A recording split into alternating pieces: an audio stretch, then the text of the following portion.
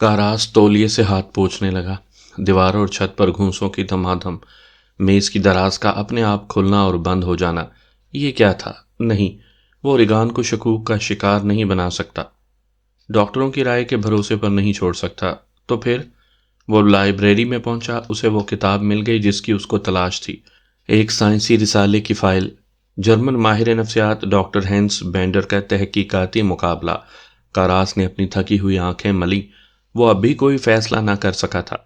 उसने एक बार फिर अलामतें याद की, हर अलामत पर देर तक गौर करता रहा। कौन सी अलामत उससे छूट गई थी? कौन सी? जवाब, उसने थके अंदाज से सोचा, कुछ नहीं था।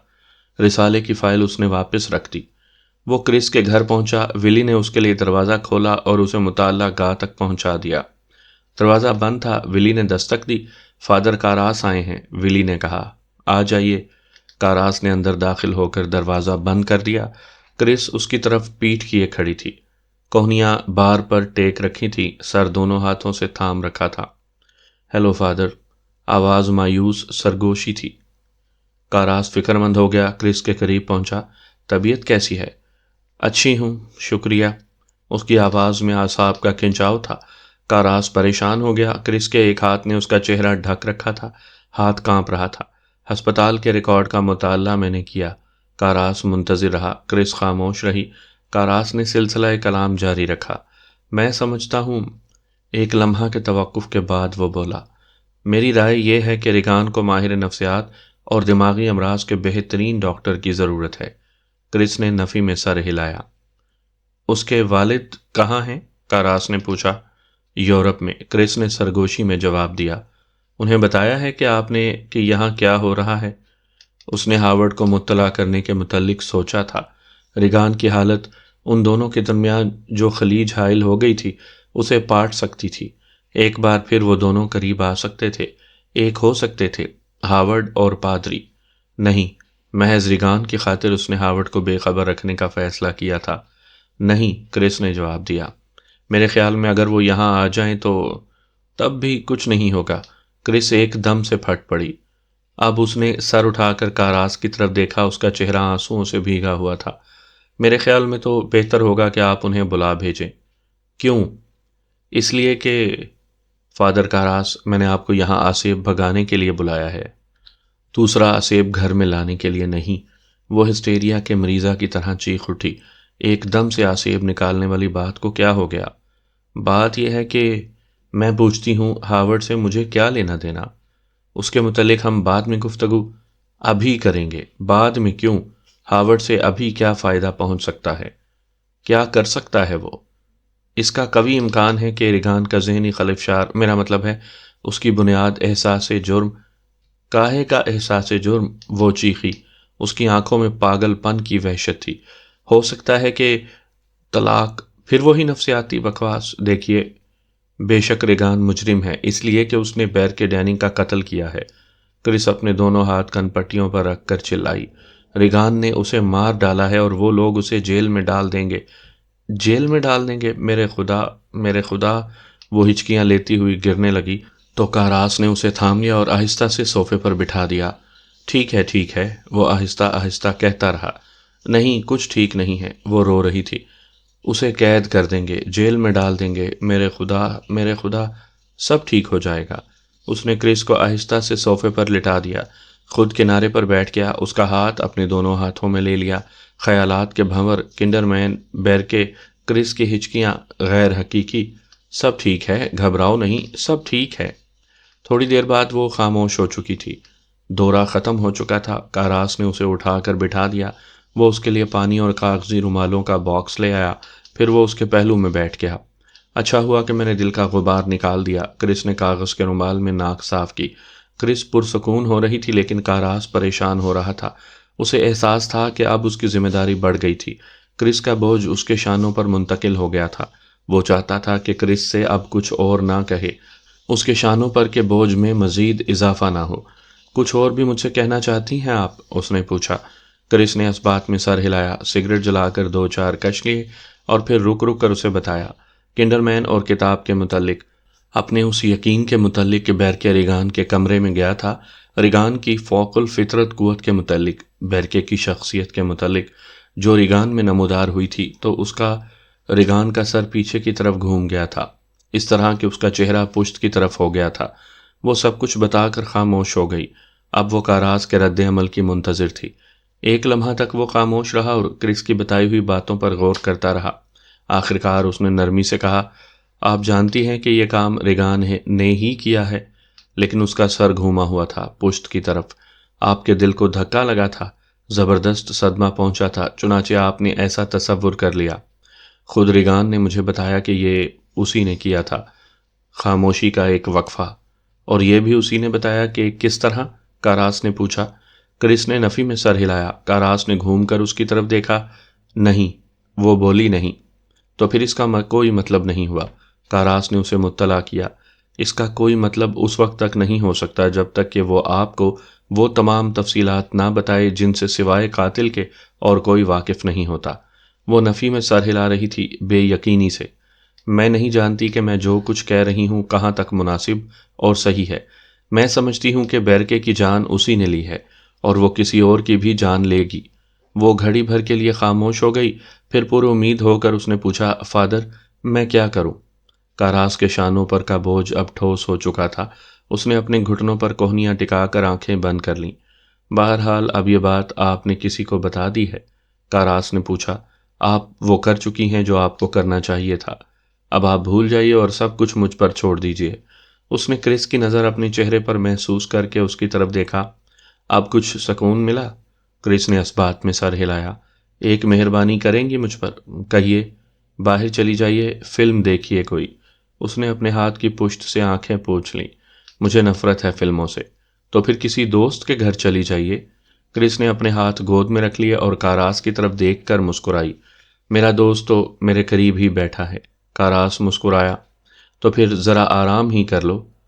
اچھا۔ کاراس کو ایک خیال آیا۔ آپ کے خیال میں وہ کتاب بیرکے ریگان کے کمرے میں لے گیا تھا یا وہ وہیں پہلے سے تھی؟ وہ وہیں تھی۔ کاراس چند ثانیوں تک سوچتا رہا، پھر اٹھا۔ اچھی بات ہے۔ کار کی ضرورت ہے آپ کو؟ اس نے پوچھا۔ نہیں، فی الحال تو نہیں۔ شکریہ، تو میں بعد میں آؤں گا آپ کے پاس۔ خدا حافظ فادر، خدا حافظ۔ وہ سڑک پر آ گیا، الجھا ہوا، پریشان۔ ریگان، بیرکے، ناممکن۔ نہیں۔ اس کے باوجود کرس کا یقین، اس کا رد عمل اور اس کا ہسٹیریا، اور یہی ہے بس ہسٹیریائی تصور۔ تاہم وہ گھر کے عقب والی بلند سی سنگی سینے کے قریب سے گزرا تو اس نے ایک آواز سنی جو نیچے دریا کی طرف سے آ رہی تھی۔ کوئی ہارمونیکا بجا رہا تھا۔ دریائے سرخ کی گھاٹی، وہ والا نغمہ جو اسے بچپن سے پسند تھا۔ وہ سنتا رہا یہاں تک کہ ٹریفک کے شور میں اس کی آواز ڈوب گئی۔ شکوک، شکوک، بے یقینی۔ کیا تھا ریگان کو؟ کوئی مرض یا آسیب؟ کاراس کا سر درد کرنے لگا۔ الجھن سے اس کی طبیعت گھبرانے لگی۔ کس کا سہارا لے؟ کس سے دریافت کرے؟ کیا کرے؟ کمرے میں پہنچ کر اس نے شعبہ لسانیات کو فون کیا۔ فرینک موجود نہیں تھا۔ اس نے فون رکھ دیا۔ مقدس پانی، نل کا پانی، کوئی چیز، کوئی بات۔ اس نے کتاب کھول کر آسیب نکالنے والوں کے لیے ہدایتیں والے باب کا صفحہ کھولا۔ بدرو، دھوکے میں ڈالنے والے جواب، تاکہ ایسا معلوم ہو کہ مریض کو آسیب نہیں ہے۔ کاراس سوچنے لگا، کیا بکواس ہے یہ؟ کون سی بدرو؟ اس نے کتاب بند کر دی، میڈیکل رپورٹ دیکھنے لگا۔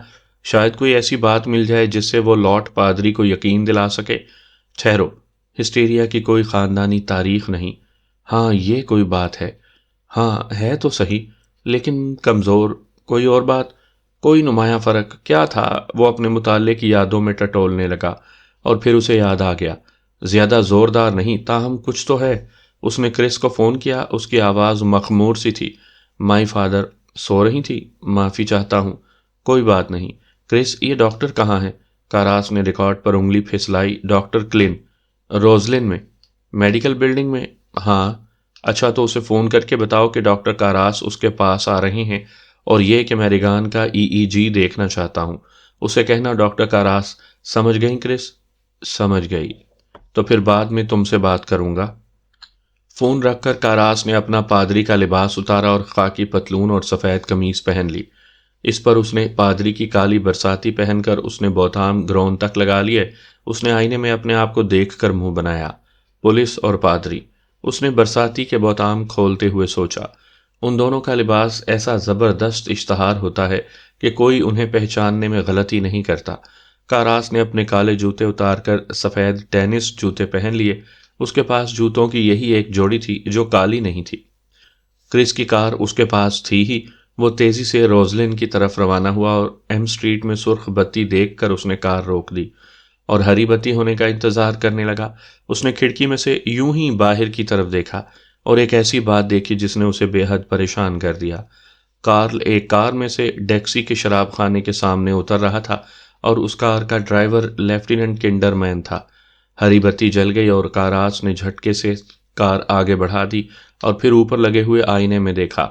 क्या उन लोगों ने उसे देख लिया था? शायद नहीं, लेकिन किंडरमैन और कार्ल, वो दोनों साथ में क्या कर रहे थे? इत्तफाक था। उसका ताल्लुक रिगान से तो नहीं था। रिगान और भूल जाओ। एक वक्त में एक काम।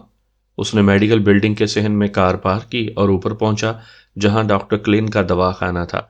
डॉक्टर मसरूफ था, लेकिन नर्स ने उसके हाथ में रिगान की ईईजी की रिपोर्ट पकड़ा दी और दूसरे ही लम्हे वो एक तरफ खड़ा उसका मुताला कर रहा था। कागज की लंबी धज्जी उसकी उंगलियों के दरमियान से फिसलती जा रही थी।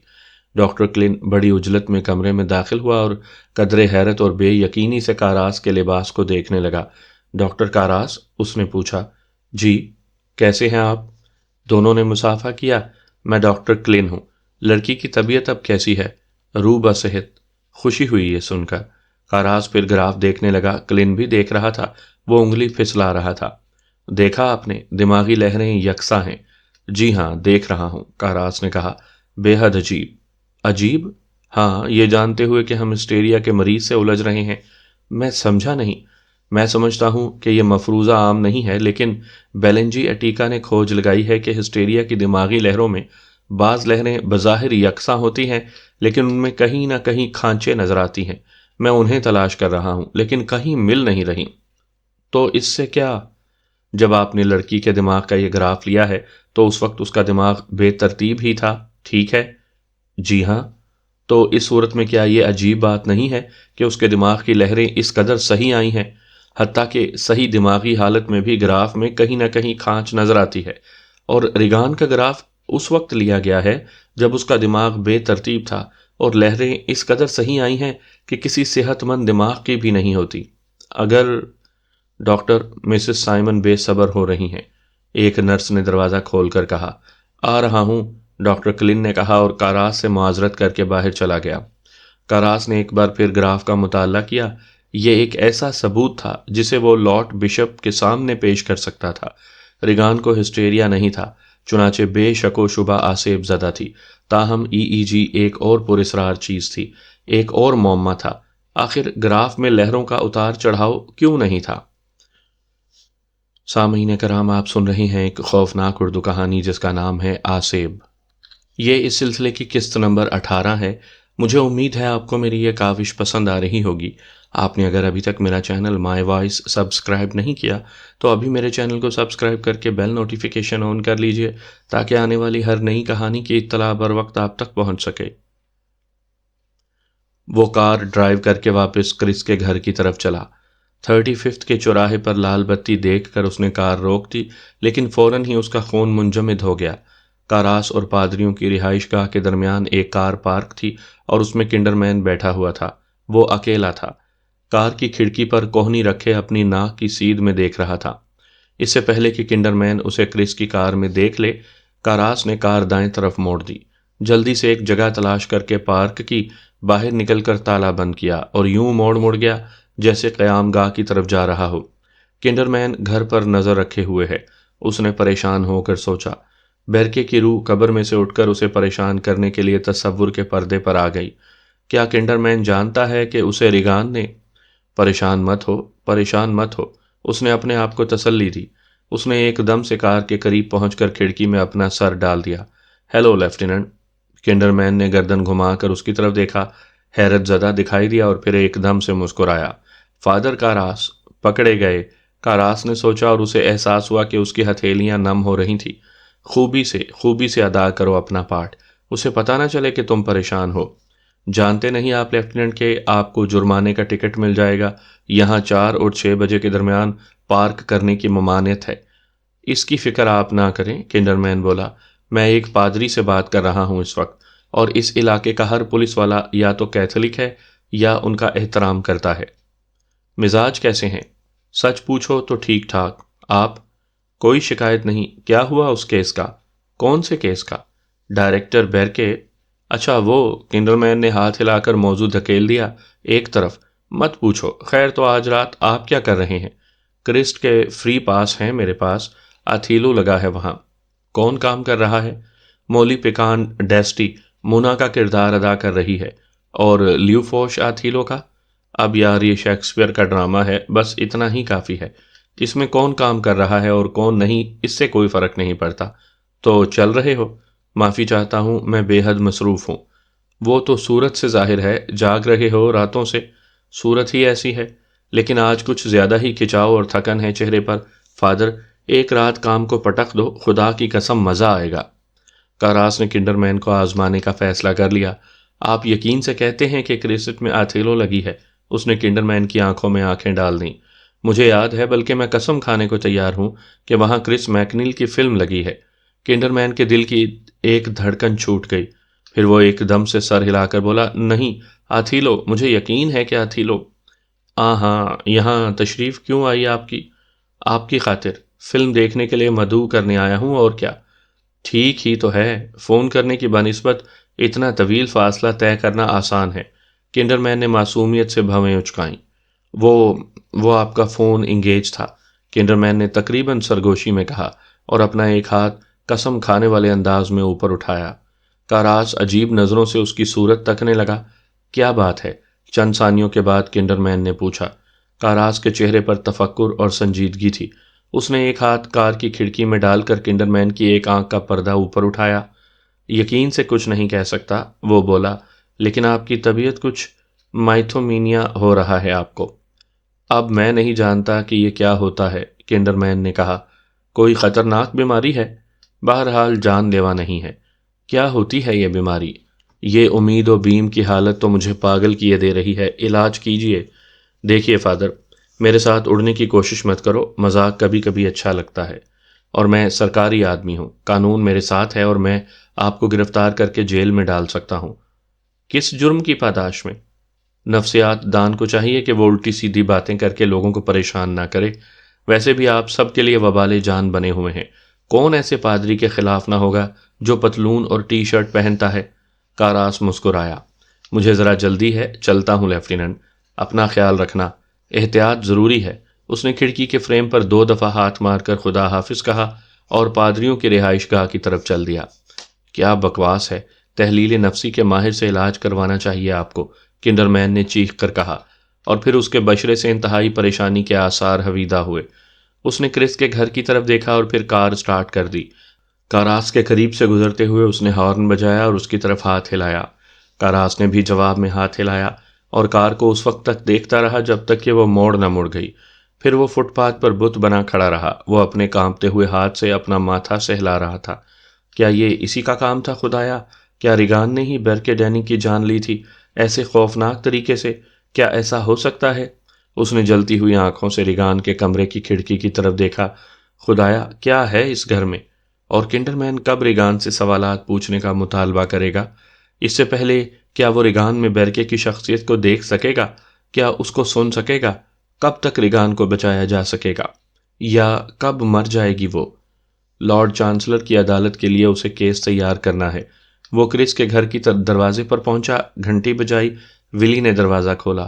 مادام سو رہی ہیں، اس نے کاراس کو مطلع کیا۔ کاراس نے سر ہلایا۔ عمدہ، بہت عمدہ۔ وہ اس کے قریب سے نکلتا ہوا زینہ چڑھ کر ریگان کے کمرے کے سامنے پہنچا۔ اسے ایک ایسے ثبوت کی تلاش تھی جسے وہ دل سے لگا لیں۔ وہ کمرے میں داخل ہوا۔ کھڑکی کے قریب کارل ایک کرسی میں سینے پر ہاتھ باندھے بیٹھا تھا اور ریگان کو دیکھ رہا تھا۔ وہ خاموش تھا، بے حرکت۔ کاراس پلنگ کے قریب پہنچا اور اس پر لیٹی ہوئی ریگان کی طرف دیکھا۔ آنکھوں کی سفیدی نمایاں تھی، جو ایسی تھی جیسا دودھ یا دھند ہو، بڑبڑاہٹ، کسی دوسری دنیا کے منتر۔ کاراس نے کارل کی طرف دیکھا، پھر وہ جھکا اور ریگان کے ہاتھ پر بندھا ہوا بندھن کھولنے لگا۔ کارل چونک کر اٹھ پڑا اور اس نے کاراس کا ہاتھ پکڑ کر جھٹک دیا۔ فادر، نہیں، یہ حد سے زیادہ طاقتور ہے، بہت زیادہ بندھن مت کھولیے۔ کارل کی آنکھوں میں وہ خوف تھا جو حقیقی تھا، اور اب اسے یقین ہو گیا کہ ریکان کی قوت مفروضہ نہیں تھی بلکہ صاف اور صریح حقیقت تھی۔ بلا شک وہ کر سکتی تھی، بے شک وہ بیرکے کی گردن پیچھے کی طرف مروڑ سکتی تھی۔ میرے خدا، کاراس کوئی ثبوت مہیا کر لو، جلدی سے، فوراً، سوچو، جلدی کرو، اس سے پہلے کہ عشے موشتے سائی اعتاسی غراجن انگترام۔ انکشاف، کھوج اور امید کے سیلاب کے ساتھ کاراس نے ایک جھٹکے سے اپنا سر گھما کر پلنگ کی طرف دیکھا۔ آصف کے ہونٹوں پر طنزیہ اور تمسخرانہ مسکراہٹ تھی اور وہ کارل کی طرف دیکھ رہا تھا۔ تائسرے ہیمرے توشر برن، یہ جرمن زبان تھی۔ اس نے پوچھا تھا کہ آیا کارل کی بیٹی ناچنا پسند کرے گی؟ کاراس کا دل دھڑکنے لگا۔ اس نے گھوم کر دیکھا کہ کارل کا چہرہ سرخ ہو رہا تھا، وہ کانپ رہا تھا اور اس کی آنکھوں میں خون اتر آیا تھا۔ کارل، بہتر ہوگا کہ تم باہر چلے جاؤ، کاراس نے اسے مشورہ دیا۔ ملازم نے نفی میں سر ہلایا، اس نے دونوں ہاتھوں کی مٹھیاں بھینچ لی تھیں۔ نہیں، میں یہیں ٹھہروں گا۔ نہیں کارل، باہر جاؤ، کاراس نے قدرے سخت لہجے میں کہا۔ کارل ایک سیکنڈ تک احتجاجاً کھڑا رہا، لیکن پھر تیز تیز قدم اٹھاتا کمرے سے باہر چلا گیا۔ ہنسی رک گئی تھی۔ کاراس پلنگ کی طرف گھوم گیا۔ آصف اسے دیکھ رہا تھا۔ تو تم واپس آ گئے؟ آصف ٹررایا۔ میرا خیال تھا کہ مقدس پانی والے ناٹک کے بعد تم ایسے شرمندہ ہوئے ہوگے کہ کبھی اس طرف کا رخ نہ کرو گے، لیکن میں یہ بھول گیا تھا کہ پادری لوگ بڑے بے حیا اور ڈھیٹ ہوتے ہیں۔ کاراس اپنے آپ کو پرسکون رکھنے اور اپنی توقعات کی باگیں کھینچنے کی کوشش کر رہا تھا۔ وہ جانتا تھا کہ آصف زدہ کا بدیسی زبان میں امتحان لینے میں بڑی ذکاوت اور ہوشیاری کی ضرورت ہے۔ اس کے بعد ہی وہ اسے اس بات کے ثبوت کے طور پر پیش کر سکتا ہے کہ ریگان میں آصف ہے۔ سپارشٹی شائیڈوش، مزید چالاکی، دوسرا ناٹک، سپارشٹی شائیڈوش، کاراس نے دہرایا۔ امید اور کامیابی کی توقع سے اس کی نبض تیز ہو گئی۔ ناتورٹس، آصف اس کی طرف غرایا۔ مرابلے ڈشو، اتفاق نہیں کرو گے؟ کاراس کا دل کلا بازی کھا گیا۔ صرف جرمن ہی نہیں بلکہ لاطینی بھی، اور وہ بھی مسلسل۔ کودونو مین ماہی ایسٹ، اس نے بڑے سکون سے پوچھا۔ میرا نام کیا ہے؟ کاراس۔ اور اب پادری نے خوش ہو کر ایک دم سے پوچھنا شروع کیا۔ اوبی سم، میں کہاں ہوں؟ ان کوبی کولو، یعنی کمرے میں۔ ایتیوبی ایسٹ کوبی کولو، اور کمرہ کہاں ہے؟ اندومو، گھر میں۔ یوبی ایسٹ برکے ڈیننگ، برکے ڈیننگ کہاں ہے؟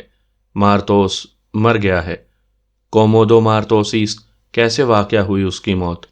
این تو ایت کا ایسٹ دی ورسو، اس کا سر پشت کی طرف گھما ہوا تھا۔ اور کوئی اوئس دت یوم، کس نے مارا اسے؟ ریگان نے۔ کومو دی یا اوسی دت لوم، ڈگ ماہی اکراتے، اس نے اسے کیسے مارا؟ مجھے تفصیل سے بتاؤ۔ بس بھئی آج اتنا ہی کافی ہے، آصف نے کہا۔ وہ مسکرا رہا تھا۔ کافی ہے، پوری طرح سے کافی ہے۔ حالانکہ ایسا ہوا ہوگا یا تمہیں خیال آیا ہوگا کہ جب تم لاطینی میں سوالات پوچھ رہے تھے تو ان کے جواب بھی اپنے دماغ میں لاطینی میں ہی بنا رہے تھے۔ وہ ہنسا۔ بھئی یہ سب لاشعور والا معاملہ ہے، ہم ویسے لاشعور کے بغیر کیا کر سکتے ہیں؟ تم سمجھے بھی کاراس کہ میں کیا کہنا چاہتا ہوں؟ میں لاطینی زبان نہیں بول سکتا۔ میں نے تمہارے خیالات پڑھے، تمہارے لاشعور میں جھانکا اور وہاں سے اس زبان کے پورے سادے جملے اٹھا لیے۔ کاراس نے مایوسی کی ٹیس محسوس کی۔ وہ پریشان تھا، اس کی سمجھ میں کچھ نہیں آ رہا تھا۔ آصف نے اس کے دماغ میں شک کا بیج بو دیا تھا۔